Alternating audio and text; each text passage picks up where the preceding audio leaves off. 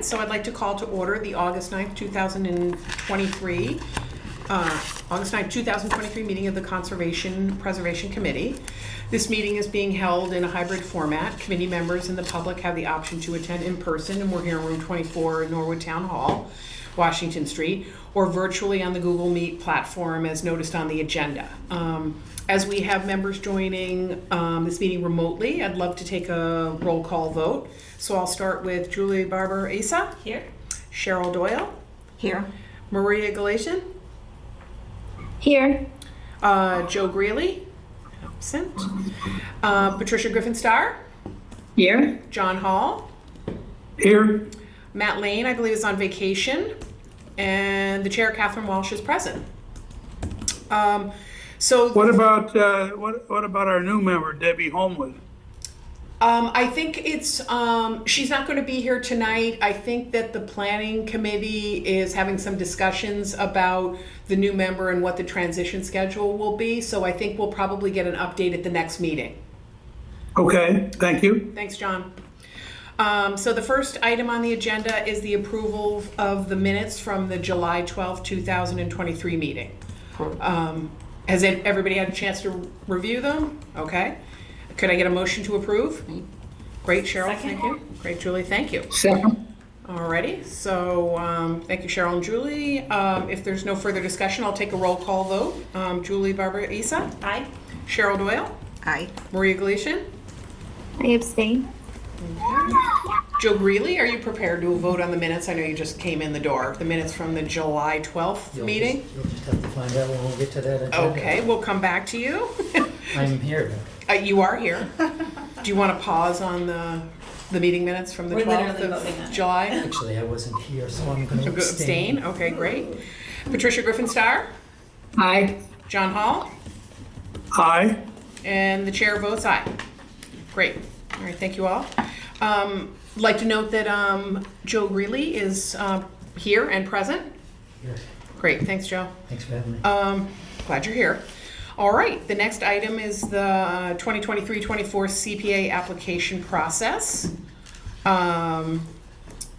Kristen, do you want to update or Sure. shall I? I just, in the QNAP link that was sent around, the updated forms, the pre-app, the full app, and the application guidelines were included. They were edited to reflect the changes that we discussed about how we'd be reaching out to the various committees, departments, for their feedback. So, I don't know if anybody has, Comments, feedback, changes. anybody? exactly. Okay. I like the changes you made. Thank you. Yeah, agreed. It looked good to me. I'm sorry, John, did you say something?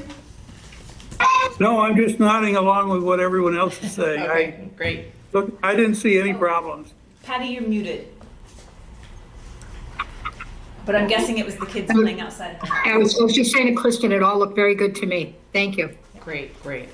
Could I? So, could I- sure. Question? Please, Couple of Joe. questions? Please, Joe. So I just had just one typo on the pre-application on the second page. Thank you. Just a tiny one. And then I had a couple of questions on the full application. On page 1, in the bottom paragraph that's on the full paragraph that's underlined, CPC will forward the pre-applications with a request for feedback within 2 weeks. So my question is, do the departments know that? And will they respond to that priority? They will know it when I send the applications out. It'll be with a memo saying, these are the pre-applications that we received. We'd appreciate your feedback within 2 weeks. If we don't hear from you, we'll presume that you are Okay. No comment. Good. No comment. Yeah. No is- comment. Yeah. Thank you. And then on page 2, as part of the totally struck 2 paragraphs, the second paragraph, there's a section there that says, please note parties will provide a signature. Please note parties who provide a signature are not indicating endorsement, rather acknowledging, et cetera, et cetera. So I guess my question is, we're going to strike that, or the proposal is, but why wouldn't we want the departments to acknowledged that they've been aware, or is that, are we consolidating that somewhere else? We're not consolidating it in a statement, but they'll have received it with the memo saying we'd appreciate your feedback. They're still, if the project is proposed on property or an item that's not under the control of the project proponent, in the pre-app, they do need to get the sign off from whoever it is that controls that Okay. property artifact. So that addresses the question of, is this the right applicant? Is this, do they have the proper permissions? And then by providing the applications to the various town departments, they have an opportunity to comment, but we're not saying you have to sign off on this, because we were having people run around to the various departments versus providing the departments with the proposed projects, and then they can say, oh, we're thinking about doing this down the road at whatever Okay. place. So, yeah, So I'm thinking, sorry, go ahead. No, do you have a thought for what we could? I'm happy to. Well, and just, if we can just play through the long anticipated but never presented dog park theory. Not that I'm in favor of a, dog park unless it's outside of town somewhere, but let's say a private group comes forward, they're proposing a dog park, they have notified the Board of Selectmen, I guess in that case, they've notified somebody in the town hall, and that in parallel to the application itself, that might be working its way through town hall approval. So in that case, we would, before the CPC proceeds on it, we would need some acceptance, right? So, What page are you on, Yes. Cheryl? On the pre-application first Okay, page, got it. it requires the signature. okay, so is that, okay. Oh, you're not in red, I'm that's not in why. red. Okay. Okay, Yep. Oh, right, so you're And not to- seeing the red line. Yeah. Yeah, yeah, And so Property in that owner. Yeah, scenario, yeah. so say they were proposing Which is it on key. land controlled by the select board and they got their Right. permission, but they were within the jurisdiction of the Conservation Commission, the application would go to the commission and I would be asking for their feedback about, you need to let them know if they have to apply for a permit or those type of, those questions. And I will try to be more, it won't be a very generic memo. I will try to include, if we notice issues, I will include that in the memo to the various boards so that they're aware of okay, what we're asking them for. sounds great, thank you. do you think the property owner's signature is enough to meet sort of what your concern was? Or you worry? Well, like if we look at those two things together, Yeah,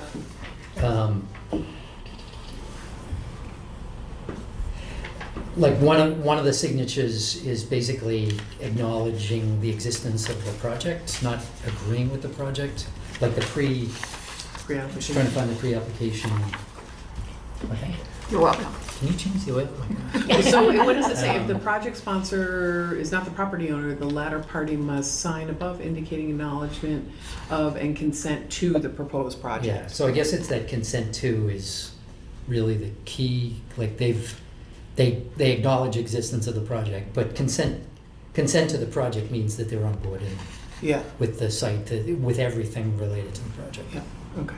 Do you want me Right. to flesh that out a little bit more on the pre-app so that it's, Well, it's Yeah. here, It's on the Yeah. pre-app, yeah. yep, and it's fine print, but It's in red. You it's need some in, bold- it's you in need red some for this bold- purpose. It Right, might right. not be for the future purpose, but, yeah, it is I in think red on the PDF, the fillable PDF that. It is, Yeah, okay. yeah, Okay. all right, John has. yeah. Yeah, because you want the consent anyways, because if you don't have consent, why would you go through the rest of the longer part of the process?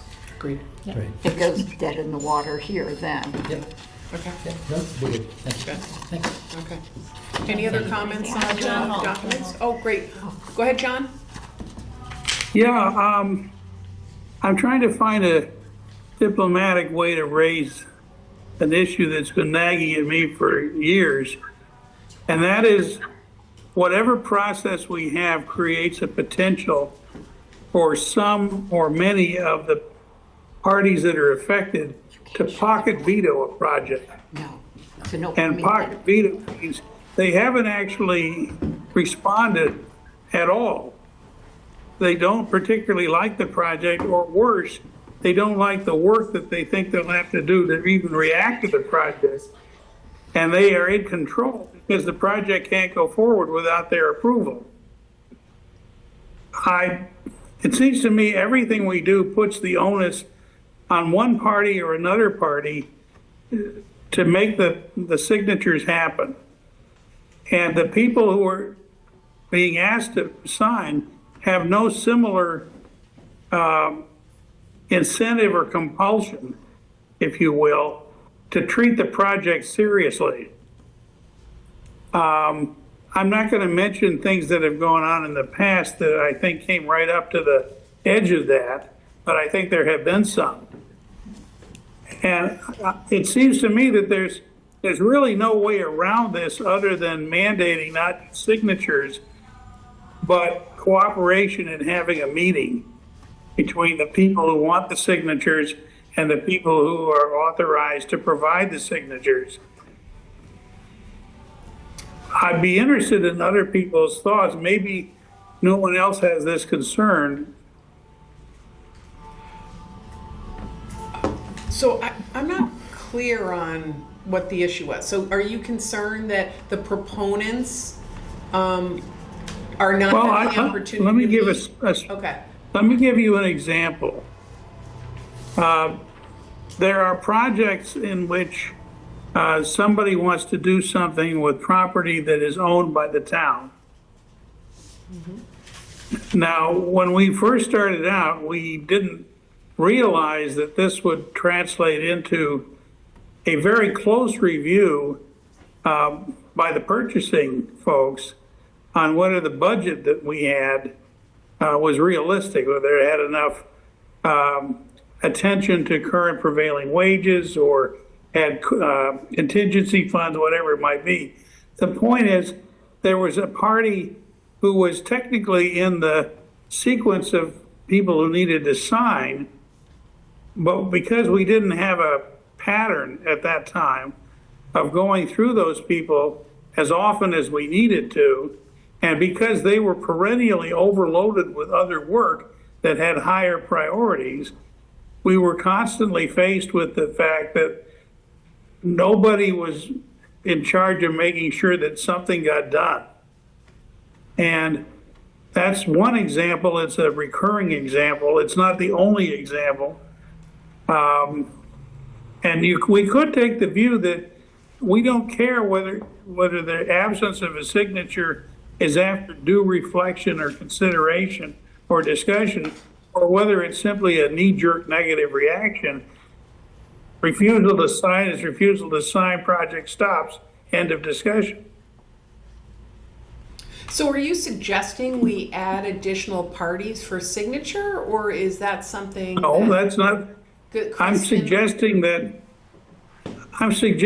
if, no matter how we set it up, if there is a requirement on the part of the proponent to get a signature, but there's nobody putting a requirement on the people providing the signature to interact with the proponents other than just not responding, therefore not signing.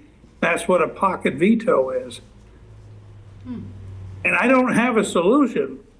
I wish I did, but I have a feeling that this thing that we're setting up, it's either going to all devolve down to what Kristen had for the pre-approval, which is if we don't hear from you, we'll assume everything's fine, which amounts to saying your signature is the default position, not the lack of signature is a default position. And I don't see anybody being okay with that. So is this limited to projects that are on town land? Well, all the examples I could think of might be, but then all the projects I can think of have been.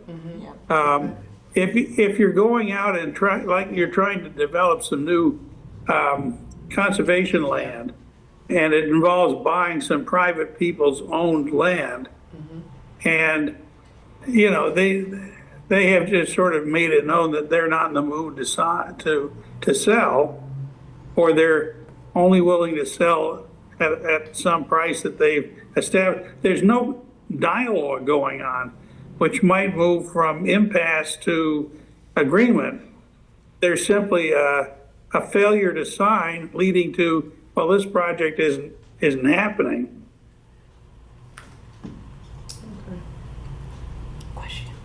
Thoughts? Yeah. I do. Cheryl? John, would a solution be that if an applicant has a project and they have to get somebody's signature, have it a requirement that they have a meeting with the person that they need the signature from and present to them? And I know it's not a perfect solution, because I know of an incident where people needed a signature and they were trying to get an audience with a certain group to get the signature, and it was basically, in the lack of a better word, blowing off, and they couldn't get the signature till, had to wait for another go around. Cheryl, I think that whatever the solution is, it looks like what you just said, except if that's where it stops, it has the fatal flaw that you just described. Yep. Somewhere in this, there has to be some sort of formal acknowledgement from the sorts of people who are going to be asked for signatures that if they get a proposal, they do have to respond. You know, there needs to be a positive response within X number of days or weeks or whatever it might be. And I don't know that we're in a position to compel that. We probably could compel it for town departments if we got Tony Mizuko on board doing so. But for private property owners, I don't think there's any way to implement that I can think of. So Julie has a. I was going to say the same thing, kind of like, I don't think we can force the Board of Selectmen to respond, or force any board to respond within a certain number of days necessarily. But maybe if they don't sign, we could have would this work, John, like a space that says, you know, I'm not signing because of this reason. If they wanted to give like a negative response, just so it's a option of a response. So have we gotten feedback from any project proponent that they have not been able to get an audience to pitch their project? Right. It might not be a problem. Are you thinking that's the case, John? Well, let me first respond to Julie's comment. The heart of my concern is that if you have something in that says, I'm not signing because of a reason, the natural response from people who are creating this dilemma for us is, I'm not signing, full stop, period.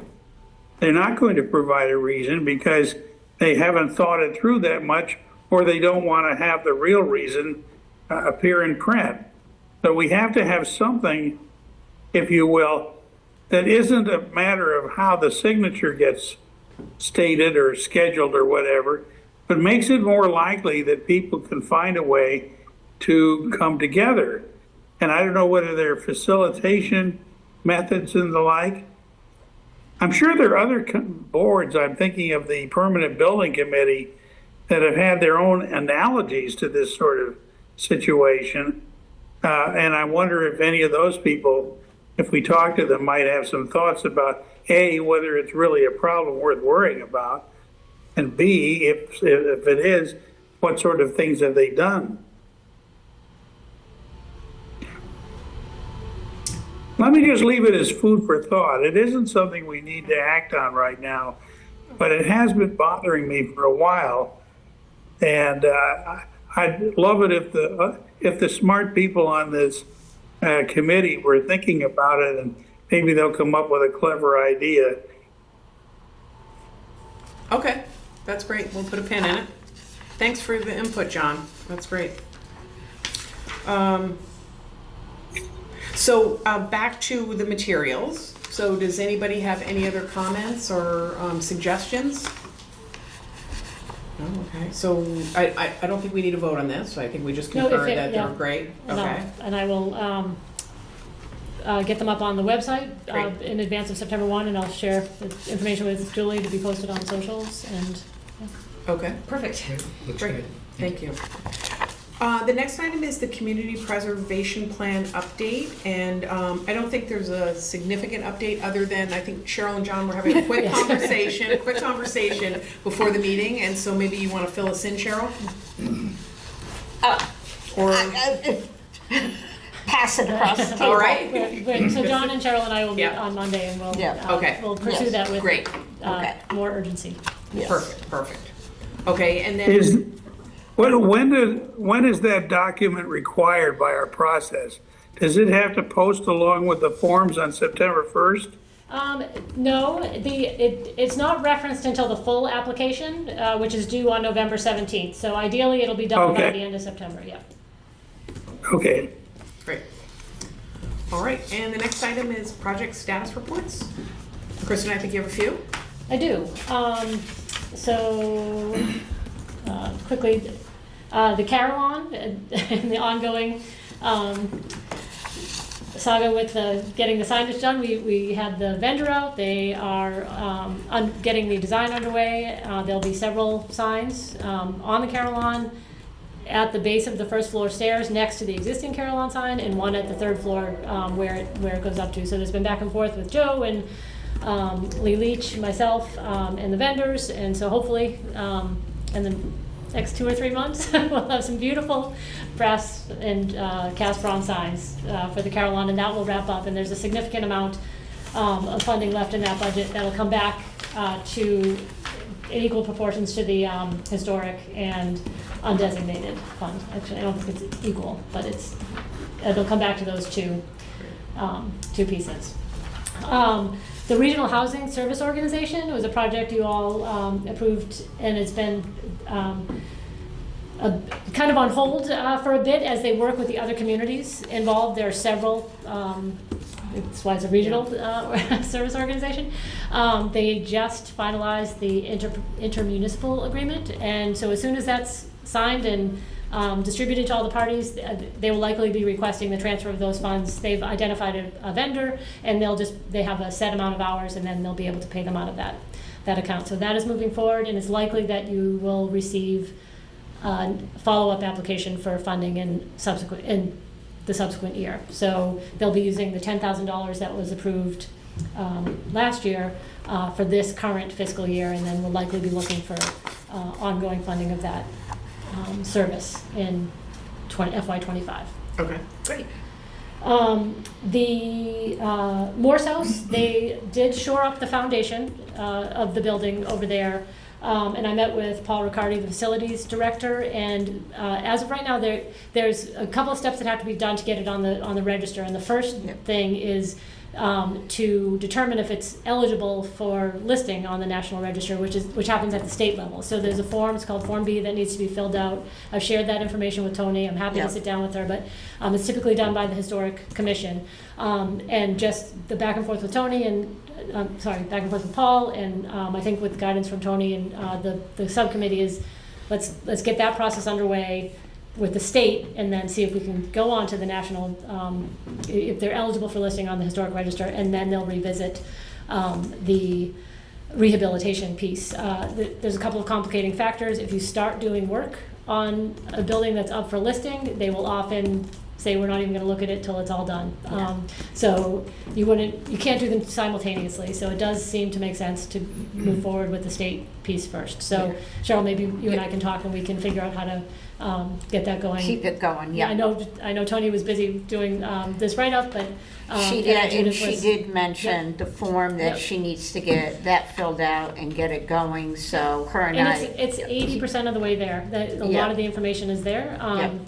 Some new photographs need to be taken, but it's pretty close. But that would be. Okay, I'll the touch next base step. with her again too as well. Excellent.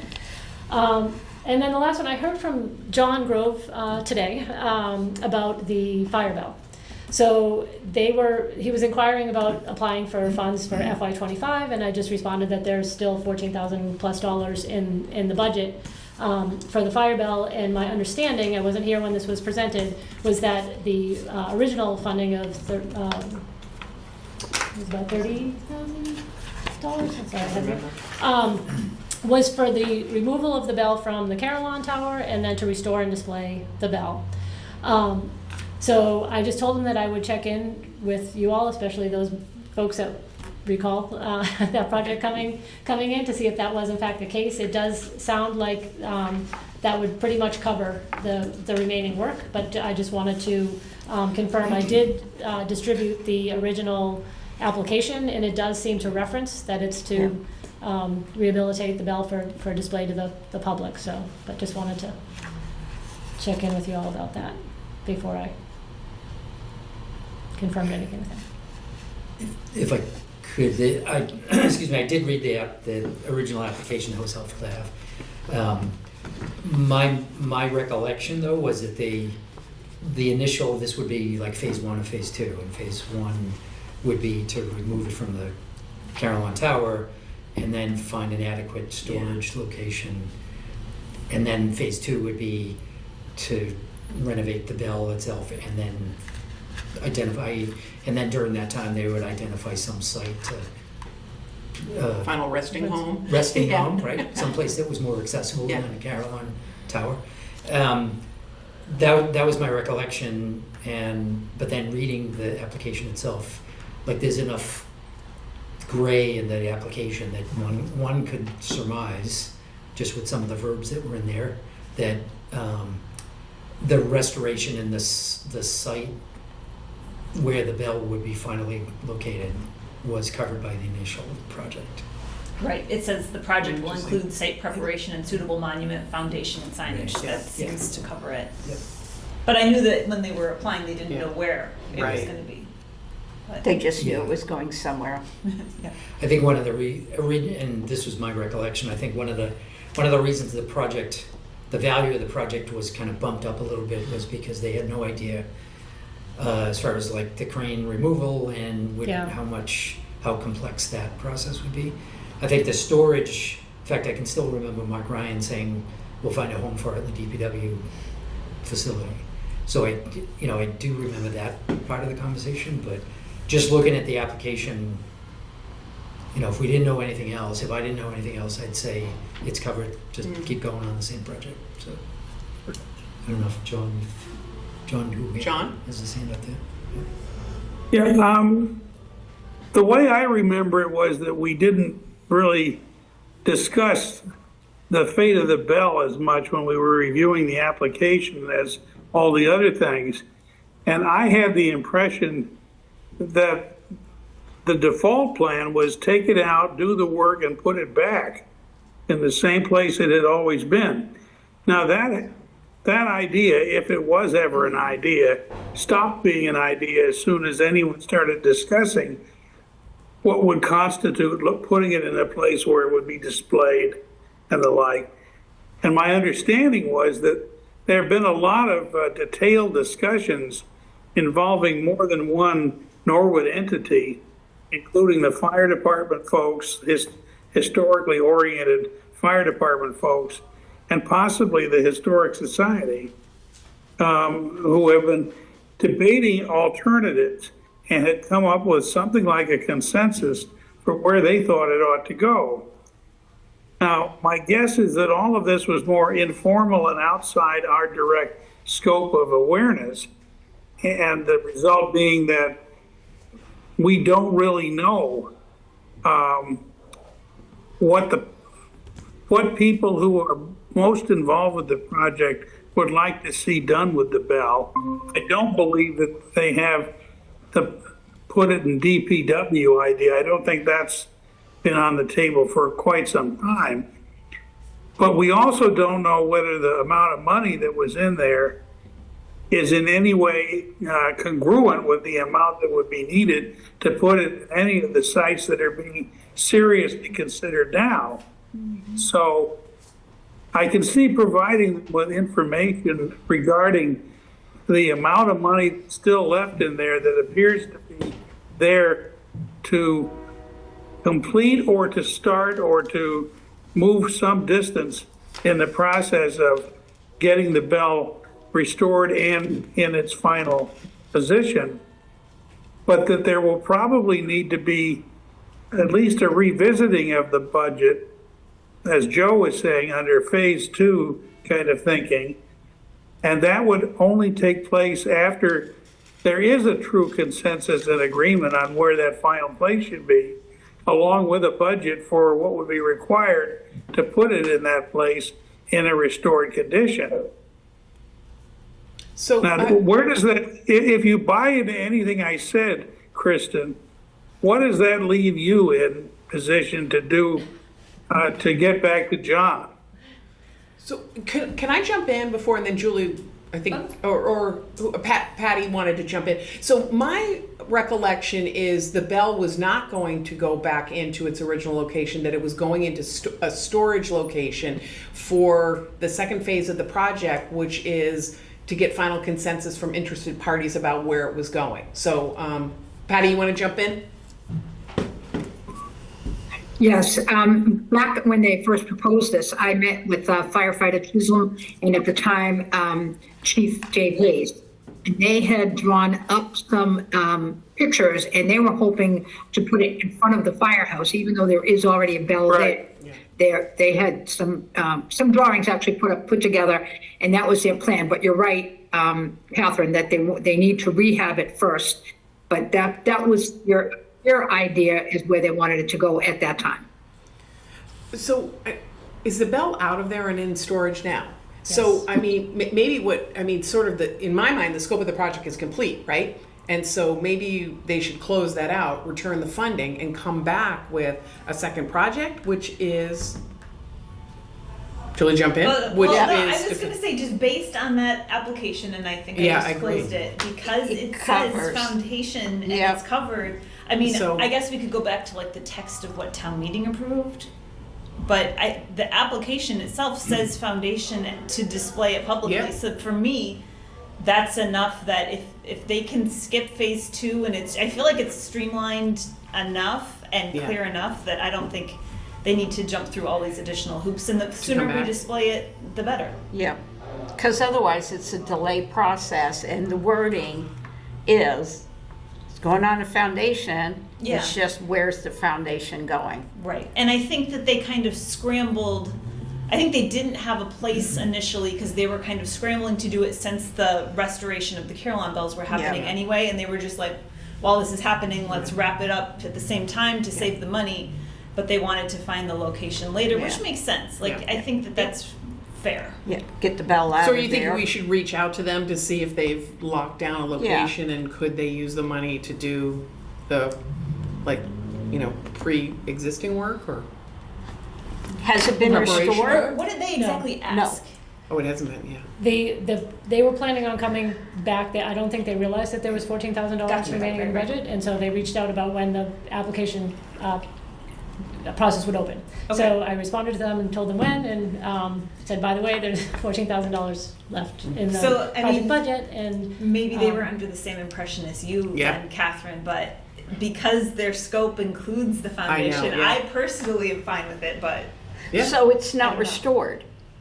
no, the only thing they've done is take it out of the Carillon at this point. oh, So that 14,000 might get eaten up by having it restored then. Well, John's initial reply to me was that doing everything would probably come in right around $14,000. So they might have to seek a few extra dollars from the fire department or from Okay, from so someone they're else. okay But- then. But I would leave it in his court if he thinks he Yeah. can do it for that. If it's The okay 14, for him yeah. to spend this money, the 14,000. Do you want to proceed with the $14,000, or do you want to close it out and come back with a larger budget? I'm comfortable my opinion, leaving them with the 14 to finish it all up If they can, because yeah. of the wording of the application. Agreed.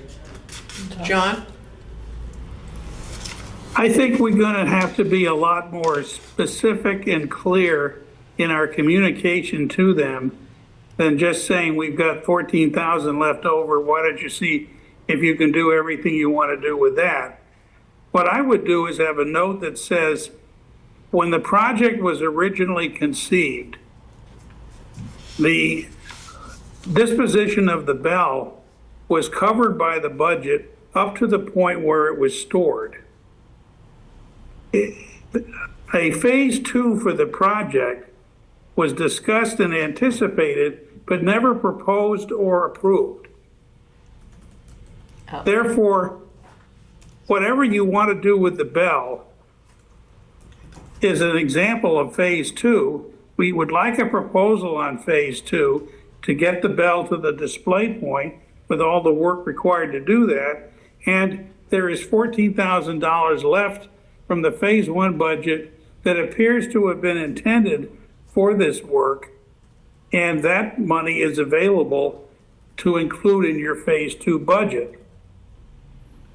So I think John's right. I think the language says the project will include site prep and suitable monument, foundation, and signage. So I think you're right. When we go back and communicate with them, we should parrot back what it is the language was in their application. Right there.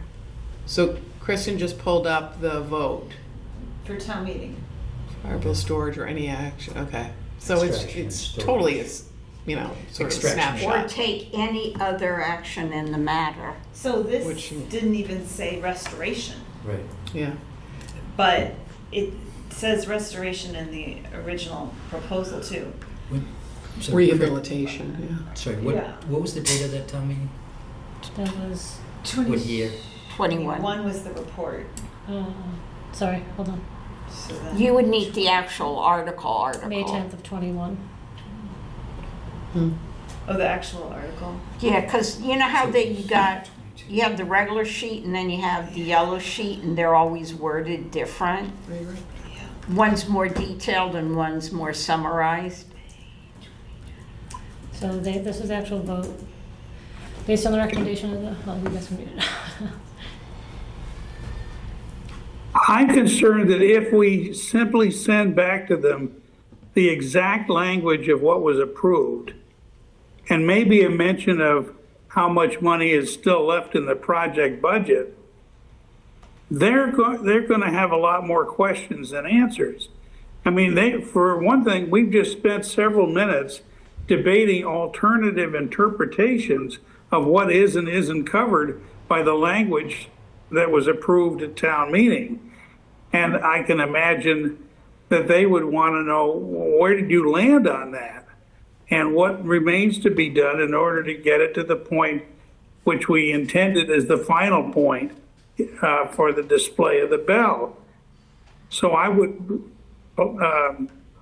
diplomatically suggest that the simple thing of sending back that language stripped naked of any larger discussion or context really isn't sufficient at this point. Well, I sort of feel like we should, I mean, the language is pretty clear, the project goal and objectives. And we should send that language back to them and say, what have you done? And is 14,000 enough to take you to what it is that we gave you funding for? And if not, you're going to need to come back to us. So I think Kristen needs to write something and then meet with the proponents. What is the language that you think is clear? The fire bell will be cleaned and a suitable display venue will be found and properly displayed. Display the bell to the public. The project will include site prep and suitable monument, foundation, and signage. Okay, so the goal is the most important thing there. Yeah. It will be displayed, okay? It will That's be the cleaned, because it hasn't been cleaned yet. It will be displayed. That's the first sentence. Yeah, The second part says the project will include. yeah. It doesn't necessarily mean the project is limited to that. And it isn't clear to me that that list of specific tasks is in any way sufficient to put it on display in any location.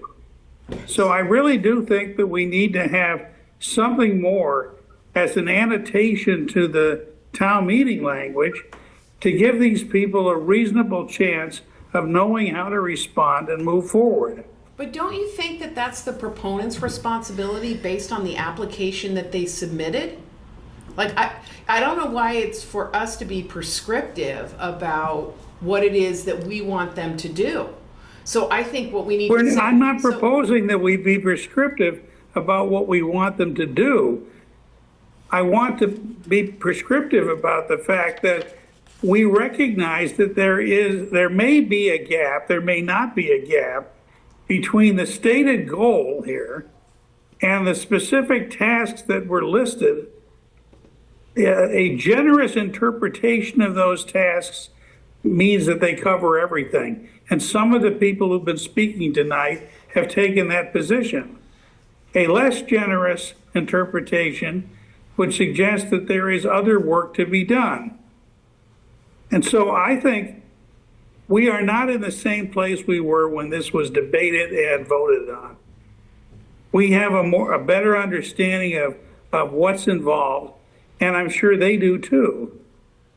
I don't think it's unreasonable to suggest that we should take official notice of that fact and invite them to propose what the tasks are that they would do that are consistent with this language, but also sufficient to achieve the stated goal. Okay, Julie first, I and was then just Cheryl. I was just gonna point out that the project title itself in the application is Washington Number 7 Fire Bell Rehabilitation and Display. Not like removal and storage or whatever.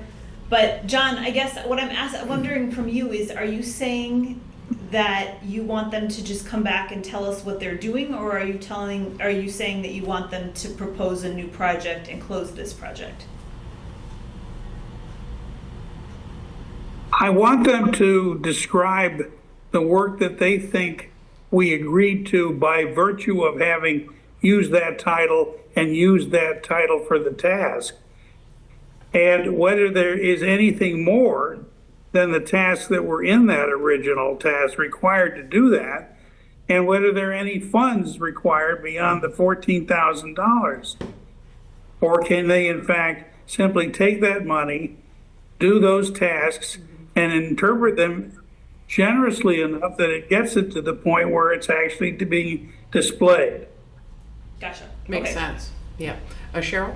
I was just going to say, John, you basically want an update on the status of the bell, where they're at, and what they have left to be done on it. I think that's a great way to put the context and framing on Yeah. what we're Okay. communicating to them. Yeah. Okay. I think that makes sense, John. I think we're all in consensus now. That was helpful to go through that. Okay. Christina, are you So just in good? terms of touching base with them, can I give them the two options? You can come in and explain what you're planning on doing and going forward, or you can say, we want to close out this phase of the project and come back with a new application. I mean, they were prepared to move forward with a new application in FY25 until I told them there was money Yeah. remaining. So if I give them those two options, like either have. But I do come think what's explain important, this what John said is we should understand what they did, right? Because the title of the project is rehabilitation and display, and so it seems like maybe they've only done removal and storage. So Yeah. it would Okay. be helpful for us to understand. So why don't I invite Yeah. them on to the next meeting on Yeah, September which would 11th? be obviously a project closeout report, right? Yeah. Yeah, Okay. so. Okay. I'm fine with a narrative too, though. Yeah, I know. narrative, You know what yeah. I mean? If they just Or a had, narrative, like, if they okay. can't make the meeting and they Yeah. just said, "This is what we've done. This is what our plan is. This is where we're going to put it," that seems easy enough. Helpful. Because if they didn't know where that there was 14,000 left over, that's probably why they thought they were going to come back and ask for more money. So I think keep it simple. Can you give us a status update where you are with the bell? What is left? What have you done? What is left to do? And when do you plan on completing the project? Yeah.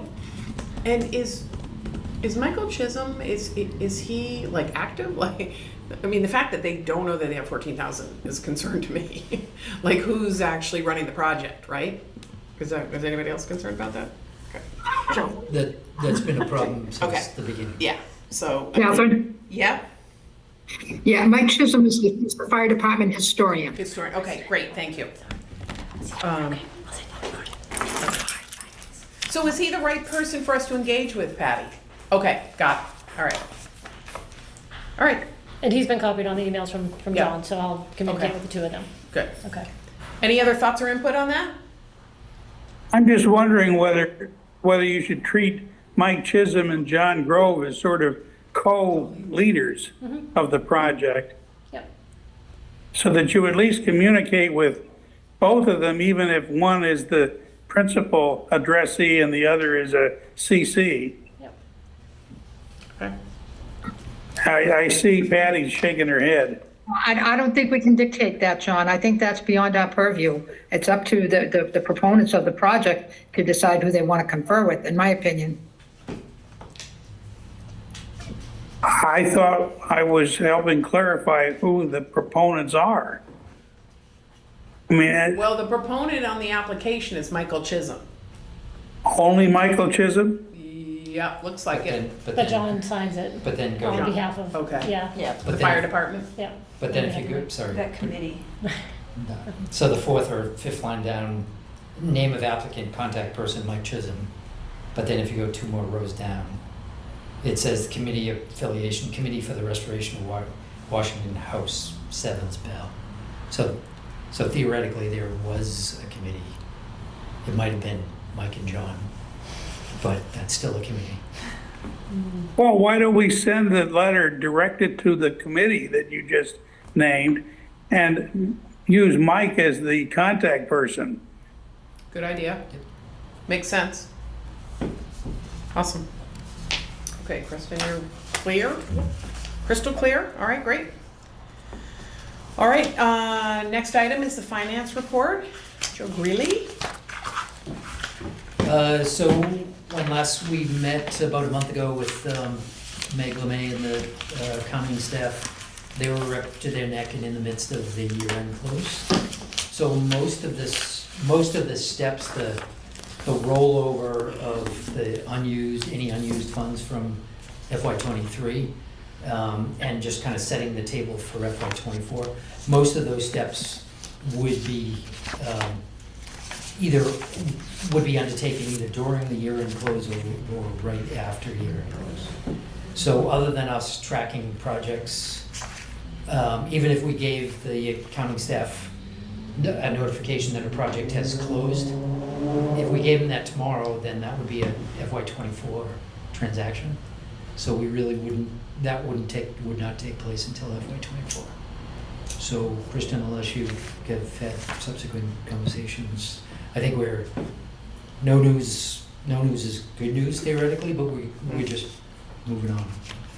So we don't have an official closeout, and we won't have an official closeout of FY '23 until the books are closed. The financial books are closed. What's that, like 3 months? They run 3 It months? should be next month. Month, September. okay. Got it, okay. Yep. All right, great. Thank you, Joe.